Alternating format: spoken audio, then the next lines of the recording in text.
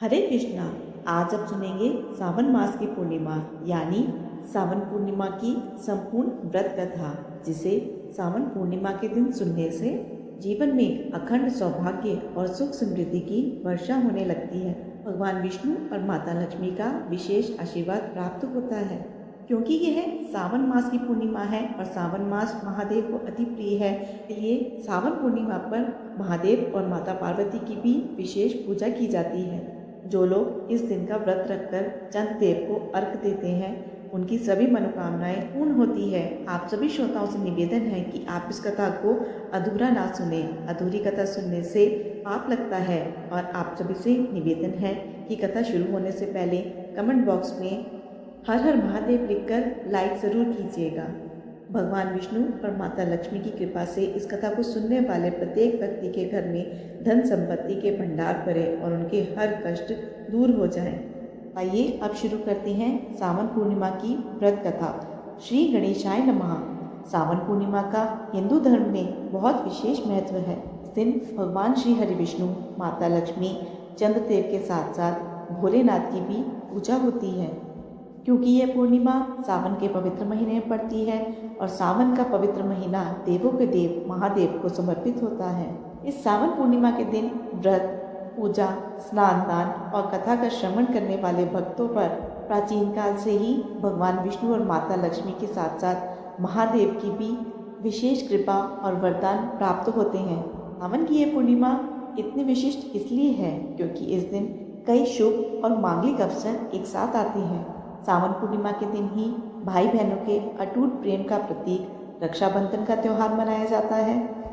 साथ ही इस दिन द्वापर युग में श्री कृष्ण के बड़े भाई बलराम जी के रूप में शेषनाग जी ने पृथ्वी पर अवतार लिया था।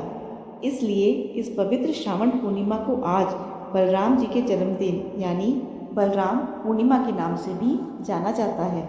द्वापर युग में एक समय की बात है कि यशोदा जी ने कृष्ण से कहा, हे कृष्ण, तुम सारे संसार के उत्पन्न करता, पोषण तथा उनके संहार करता हो। आज कोई ऐसा व्रत मुझसे कहो जिसको करने से मृत्यु लोक में स्त्रियों को विधवा होने का भय न रहे तथा व्रत सभी मनुष्य की मनोकामना पूर्ण करने वाला हो। श्री कृष्ण कहने लगे, हे माता, तुमने अति सुंदर प्रश्न किया है। मैं तुमसे ऐसे ही व्रत को सविस्तार कहता हूँ। सौभाग्य की प्राप्ति के लिए स्त्रियों को 32 पूर्णिमाओं का व्रत करना चाहिए। इस व्रत को करने से स्त्रियों को सौभाग्य संपत्ति मिलती है। यह व्रत अचल सौभाग्य को देने वाला और भगवान शंकर के प्रति मनुष्य मात्र की भक्ति को बढ़ाने वाला है। यशोदा जी कहने लगी, हे कृष्ण, सर्वप्रथम इस व्रत को मृत्यु लोक में किसने किया था, इसके विषय में विस्तार से मुझे कहो। श्री कृष्ण जी कहने लगे कि इस भूमंडल पर एक अत्यंत प्रसिद्ध राजा चंद्रहास से पालित अनेक प्रकार के रत्नों से परिपूर्ण कातिका नाम की एक नगरी थी। वहाँ धनेश्वर नाम का एक ब्राह्मण था और उसकी स्त्री अति सुशील रूपवती थी। दोनों ही उस नगरी में बड़े प्रेम के साथ रहते थे। घर में धन धान्य आदि की कोई कमी नहीं थी। उनको एक बड़ा दुख था, उनके कोई संतान नहीं थी, जिस वजह से वह बहुत दुखी रहते थे। एक दिन एक बड़ा तपस्वी योगी उस नगरी में आया। वह योगी बाकी सभी घरों से भिक्षा मांगकर भोजन किया करता था, लेकिन उस ब्राह्मण के घर से भिक्षा नहीं मांगा करता था। एक दिन योगी गंगा किनारे भिक्षा मांगकर प्रेम पूर्वक खा रहे थे कि धनेश्वर ने योगी को यह सब करते देख लिया। धनेश्वर ने सब प्रकार से योगी को भिक्षा देने का प्रयास किया, पर योगी ने धनेश्वर से भिक्षा नहीं ली। अपनी भिक्षा के अनादर से दुखी होकर धनेश्वर योगी से बोले, आप सभी घरों से भिक्षा लेते हैं, परंतु मेरे घर की भिक्षा कभी नहीं लेते। इसका कारण क्या है? योगी कहने लगे कि धर्म हमें इस बात की आज्ञा नहीं देता है, क्योंकि अभी आप गृहस्थ जीवन में एक सुख से वंचित हैं। आपके घर संतान होने पर मैं आपके घर से भी भिक्षा स्वीकार कर लूँगा। उन्होंने कहा कि जिसे संतान नहीं है उसके घर से भिक्षा लेने से मेरे भी पतित हो जाने का भय है। धनेश्वर यह सब बात सुनकर बहुत दुखी हुआ और हाथ जोड़कर योगी के पैरों पर गिर गया तथा दुखी मन से कहने लगा कि आप मुझे संतान प्राप्ति के उपाय बताएं। आप सर्वज्ञ हैं, मुझ पर अवश्य ही कृपा कीजिए। धन की मेरे घर में कोई कमी नहीं है, लेकिन मैं संतान ना होने के कारण अत्यंत दुखी हूँ। कृपा करके मुझे कोई उपाय बताइए। आप मेरे इस दुख का हरण कीजिए। यह सुनकर योगी कहने लगे, तुम चंडी की आराधना करो। घर पहुंचकर उन्होंने यह सारी बात अपनी पति को बताई और खुद वन में चला गया। वन में पहुंचकर उसने चंडी की आराधना की और उपवास किया।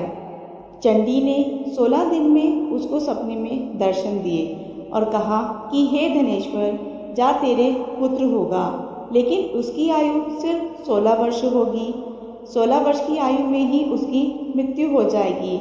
अगर तुम दोनों स्त्री और पुरुष 32 पूर्णिमाओं का व्रत करोगे तो यह दीर्घायु हो जाएगा।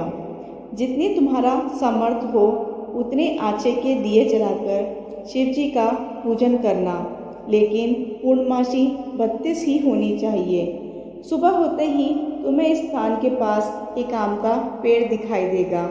उस पर चढ़कर एक फल तोड़कर अपने घर ले जाना।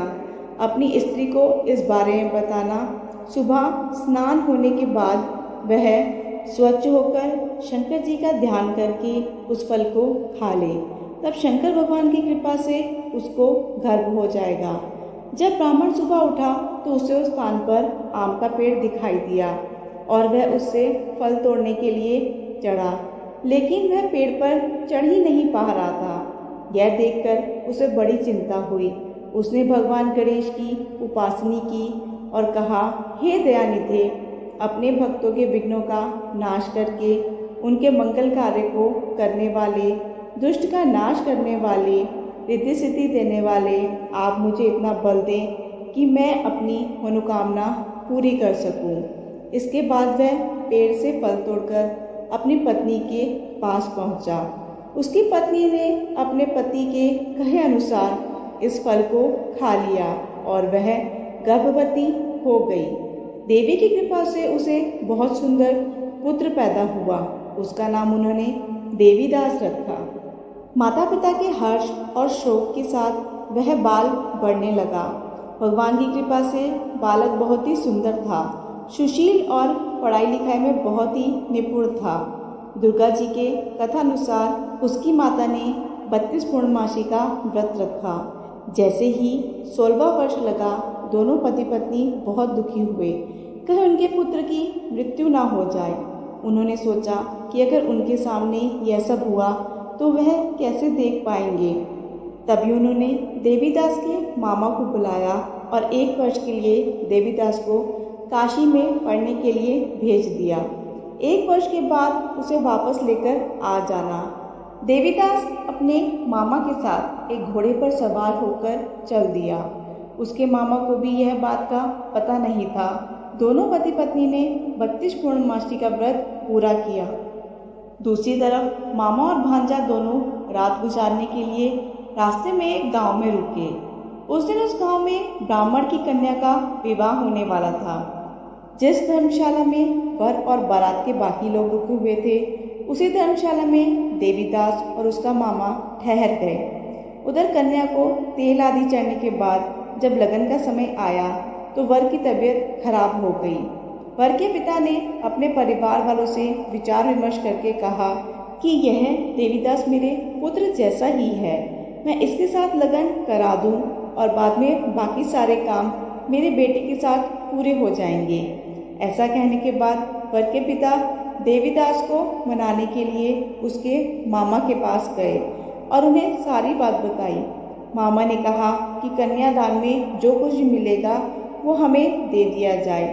वर के पिता ने बात स्वीकार कर ली। इसके बाद देवीदास का विवाह कन्या के साथ संपन्न हो गया।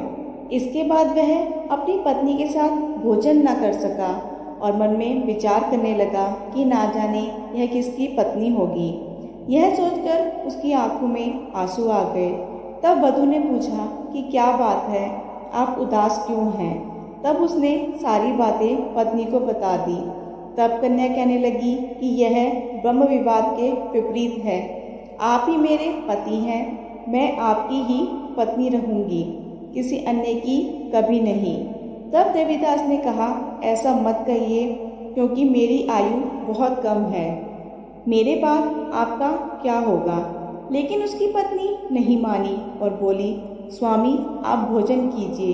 दोनों रात में सोने के लिए चले गए। सुबह देवीदास ने पत्नी को 4 नगों से जड़ी एक अंगूठी दी और एक रुमाल दिया और बोला कि हे प्रिय, इसे लो और संकेत समझकर स्थिर चित्त हो जाओ। मेरे मरण और जीवन जानने के लिए एक पुष्प वाटिका बना लो, उसमें सुगंधी वाली एवं नव मल्लिका लगा लो।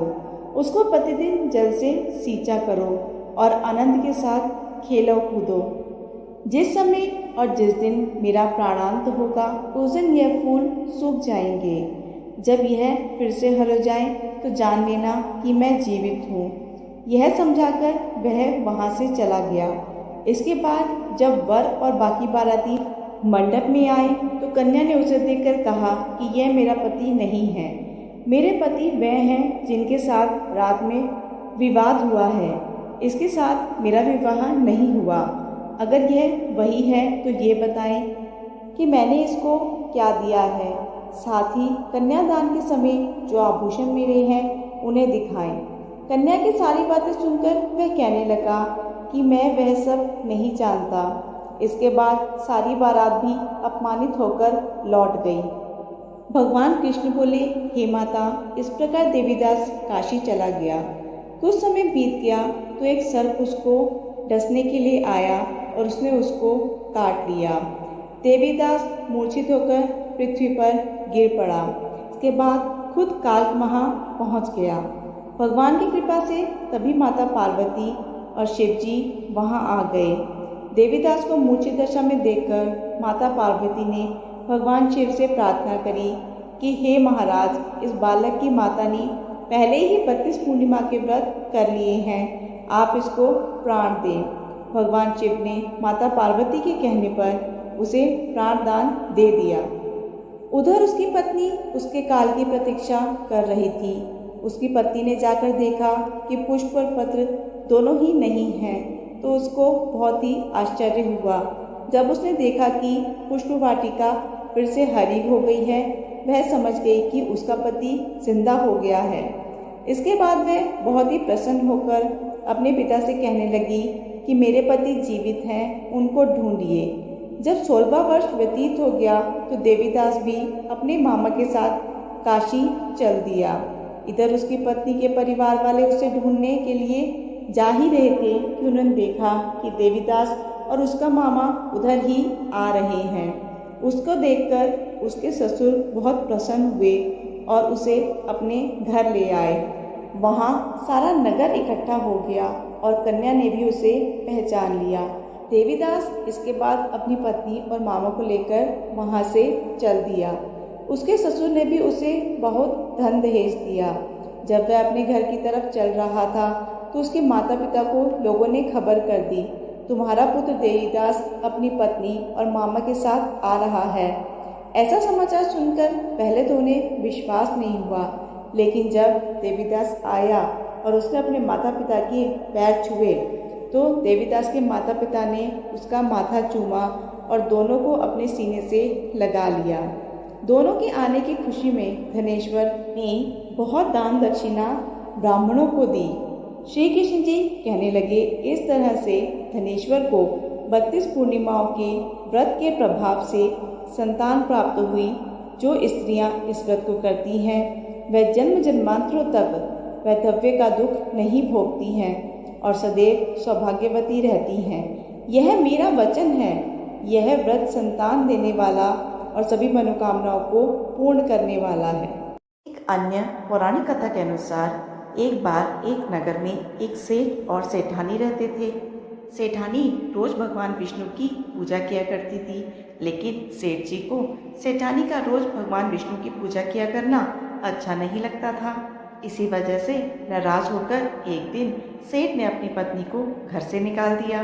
घर से निकाल दिए जाने पर सेठानी जंगल की ओर गई तो उसने देखा कि 4 आदमी मिट्टी खोदने का काम कर रहे थे। उन्हें देखकर सेठानी ने उनसे कहा कि भाइयों, मुझे भी काम पर रख लो। उसकी हालत देखकर उन्होंने भी उन्हें मिट्टी खोदने का काम दे दिया, पर मिट्टी खोदते खोदते सेठानी के हाथ में छाले पड़ गए।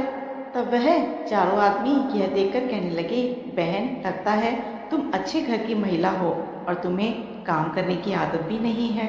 तो तुम एक काम करो, तुम हमारे घर का काम कर दिया करो, हमारे लिए खाना बना दिया करो और हमारे घर का झाड़ू पोछा भी कर दिया करो। ऐसा कहकर वो चारों भले आदमी सेठानी को अपने साथ अपने घर ले गए। वह रोज 4 मुट्ठी अनाज लाते और सब मिल बांट के खा लिया करते। एक दिन सेठानी ने कहा कि तुम लोग 4 मुट्ठी की जगह 8 मुट्ठी अनाज लाया करो। चारों आदमी इस बात के लिए मान गए और वो अगले दिन 8 मुट्ठी अनाज लेकर आए। तब सेठानी पड़ोस में गई और वहाँ से थोड़ी आग मांग कर ले आई। अब उसने भोजन बनाया और उसके बाद सभी लोगों को खाने को दिया। तब सभी भाई बोले, बहन, आज तो भोजन बहुत ही स्वादिष्ट बना है। तब सेठानी ने उनकी बात सुनकर कहा, भगवान का झूठा है तो स्वादिष्ट तो होगा ही। और उधर सेठानी के घर से जाने के बाद सेठ भूखा रहने लगा और आसपास के सभी लोग सेठ से कहने लगे, अरे यह तो सेठानी के भाग्य से ही खाता था। और आखिरकार लोगों के ताने सुनकर सेठ को अपनी गलती का एहसास हुआ और एक दिन सेठ सेठानी को ढूंढने के लिए चल पड़ा। उसे ढूंढते ढूंढते वह भी उस जंगल में पहुंच गया जहां पर वह चारों आदमी मिट्टी खोदने का काम कर रहे थे। उनको काम करते हुए देखकर सेठ ने उन लोगों से बोला, भाई लोगों, मुझे भी काम पर रख लो। तो उन लोगों ने भी सेठ को काम पर रख लिया, लेकिन मिट्टी खोदते वक्त सेठ के भी हाथों में छाले पड़ गए, क्योंकि सेठ ने अपने जीवन में कभी भी इतनी मेहनत का काम नहीं किया था। तो उसकी हालत देखकर चारों भाई उससे बोले, अरे भाई, तुम्हें तो काम करने की आदत ही नहीं है। तब वह चारों भाई कहने लगे, एक काम करो, तुम हमारे साथ हमारे घर चलो और वहीं हमारे साथ रहने लगना। तब उन चारों की बात सुनकर सेठ ने उनको धन्यवाद किया और उनके साथ चला गया। अब जैसे ही वो घर पहुंचा तो उन चारों आदमियों के घर सेठ ने अपनी सेठानी को पहचान लिया, लेकिन सेठानी तो घूंघट में थी तो वह सेठ को पहचान नहीं पाई। अब सेठानी ने सभी लोगों के लिए भोजन तैयार किया और हर रोज की भांति जब सबसे पहले वो भगवान विष्णु को भोजन का भोग लगाती थी तो सेठानी ने आज भी वही किया और उसके बाद सेठानी ने चारों भाइयों को भोजन परोसा। अब जैसे ही सेठानी सेठ को भोजन देने लगी तो विष्णु भगवान ने उसका हाथ पकड़ लिया। भाई बोले, अरे बहन, ये तुम क्या कर रही हो? तो बहन बोली, अरे मैं तो कुछ भी नहीं कर रही हूँ, मेरा हाथ तो विष्णु भगवान ने पकड़ लिया है। उसकी बात सुनकर वे चारों आदमी, जिन्हें सेठानी अपना भाई मानती थी, कहने लगे, तो हमें भी अपने विष्णु भगवान के दर्शन कराओ फिर। तब सेठानी ने भगवान विष्णु से प्रार्थना करी, हे भगवान विष्णु, मेरे विश्वास की लाज रखो और आज हमें दर्शन दे ही दो। इस तरह सेठानी के प्रार्थना करने पर भगवान विष्णु उस पर प्रसन्न हो गए और तब भगवान विष्णु ने प्रसन्न होकर सभी को साक्षात दर्शन दिए। तब सेठ को सेठानी पर विश्वास हो गया और सेठ ने सेठानी से अपने व्यवहार के लिए क्षमा मांगी और सेठानी को अपने साथ चलने के लिए कहा। तब उन चारों आदमियों ने अपनी बहन को बहुत सारा धन देकर विदा कर दिया। अब सेठानी के साथ साथ सेठ भी भगवान विष्णु की पूजा करने लगा और दोनों समय उन्हें भोग भी लगाने लगा। अब वह सेठानी के साथ मिलकर विष्णु भगवान के व्रत भी रखने लगा और इस तरह से उनका घर संसार धन धान्य से भरपूर हो गया। हे भगवान विष्णु, इस कथा को सुनने वाले, हुंकार भरने वाले सभी भक्तों के घर खुशियों से भर देना। उनके घर में कभी भी अन्न की और कोई भी सुख की कमी न रहे। इसी के साथ सब भक्त मिलकर बोले, हर हर महादेव। तो दोस्तों, ये थी आज की कथा। आशा है आपको वीडियो पसंद आई होगी। वीडियो पसंद आए तो वीडियो को लाइक शेयर कीजिएगा, चैनल को सब्सक्राइब कीजिएगा, कमेंट बॉक्स में हर हर महादेव ज़रूर लिखिएगा।